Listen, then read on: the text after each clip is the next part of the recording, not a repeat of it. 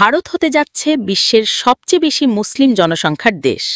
Piu research সেন্টারের সাম্প্রতিক এক গবেষণায় উঠে এসেছে চমকপ্রদ এই তথ্য।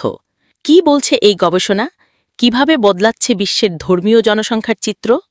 চলুন আজ আমরা জানি এই গুরুত্বপূর্ণ প্রতিবেদন সম্পর্কে বিস্তারিত। আপনি দেখছেন পিটিভি ইনফো। আমি রিফাত। চ্যানেলটি সাবস্ক্রাইব করতে ভুলবেন না। যুক্তরাষ্ট্রভিত্তিক গবেষণা সংস্থা পিউ রিসার্চ সেন্টার জানিয়েছে, আগামী 2050 সালের মধ্যে ভারত হয়ে উঠবে বিশ্বের সর্বাধিক মুসলিম জনসংখ্যার দেশ। বর্তমানে এই অবস্থানে রয়েছে ইন্দোনেশিয়া। তবে মুসলিম জনসংখ্যার যে হারে বৃদ্ধি হচ্ছে তা অব্যাহত থাকলে ভারত ইন্দোনেশিয়াকে ছাড়িয়ে যাবে। 2010 থেকে 2020 সালের মধ্যে বিশ্বে মুসলমান বেড়েছে প্রায় 34,47 লাখ। এই সময়টায় মুসলমানদের জনসংখ্যা বৃদ্ধির হার ছিল অন্যান্য সব ধর্মের চেয়ে বেশি। 2010 সালে বিশ্বে মুসলমানের হার ছিল 23.9%, আর 2020 সালে তা বেড়ে হয়েছে 25.6%।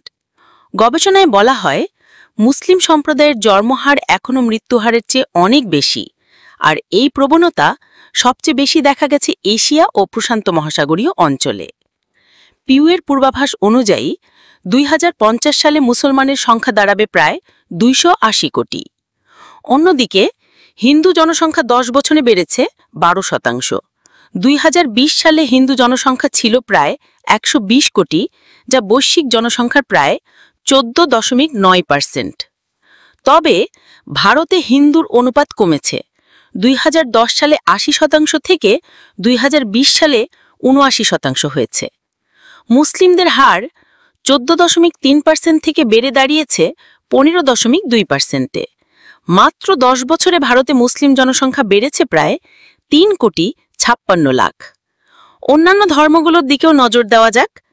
খ্রিস্টানদের সংখ্যা বেড়ে 218 কোটি থেকে 230 কোটিতে পৌঁছেছে, তবে হার কমে 30.6% থেকে 28.8%-এ নেমেছে।